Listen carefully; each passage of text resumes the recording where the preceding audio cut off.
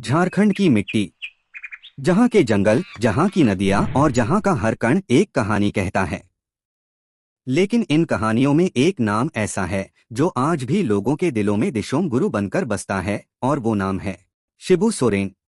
आज हम आपको ले चलेंगे एक ऐसे सफर पर जहाँ एक छोटे से गांव का लड़का पूरी एक राज्य की किस्मत बदल देता है। 11 जनवरी 1944, रामगढ़ जिले का एक छोटा सा गांव नेमरा, यहीं पैदा हुए थे शिबू सोरेन। बचपन खुशियों में बीत रहा था, लेकिन तभी किस्मत ने ऐसा वार किया कि जिंदगी हमेशा के लिए बदल गई। साल 1957, महाजनी प्रथा के खिलाफ आवाज उठाने पर उनके पिता सोबर्न सोरेन की बेरहमी से हत्या कर दी गई। सोचिए, 13 साल का एक बच्चा, पिता की लाश के सामने, आंखों में सिर्फ एक सवाल, ये अन्याय कब तक? और फिर यही सवाल उनके जीवन का मकसद बन गया। युवा होते ही उन्होंने संथाल नवयुवक संघ बनाया और शुरू किया धनकटनी आंदोलन। ये आंदोलन था महाजनों के खिलाफ, खेती करने वाले आदिवासियों को अपनी ही जमीन पर गुलाम बनाने वालों के खिलाफ। गांव की महिलाएं खेत में फसल काटती और पुरुष तीरधनुष लेकर पहरा देते। महाजन डरने लगे और शिबू सोरेन बन गए आदिवासियों की आवाज। लेकिन ये लड़ाई आसान नहीं थी। पुलिस और महाजन दोनों उनके पीछे पड़ गए, कभी पहाड़ों में, कभी जंगलों में। हर रात नया ठिकाना, और फिर शराबबंदी आंदोलन। गांव-गांव जाकर शराब के ठेके बंद करवाना, शराब बेचने वालों को सबक सिखाना। धीरे धीरे गुरुजी का नाम दूर दूर तक फैलने लगा। 1972, 3 लोग, एक सपना, एक अलग झारखंड राज्य।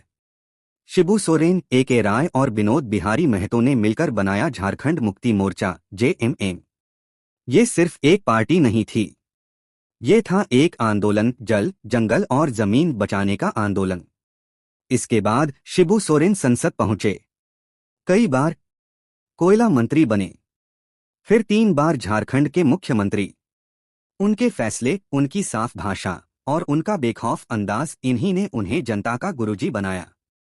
लंबे संघर्ष, धरनों, गिरफ्तारियों और अनगिनत रैलियों के बाद 15 नवंबर 2000 को भारत के नक्शे पर एक नया राज्य जन्मा, झारखंड।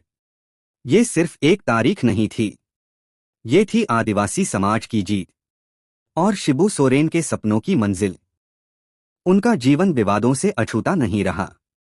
कई कानूनी लड़ाइयां लड़ी, कुछ में बरी हुए, कुछ में आलोचना झेली, लेकिन लाख तूफान आए, गुरुजी का कद लोगों के दिलों में कम नहीं हुआ।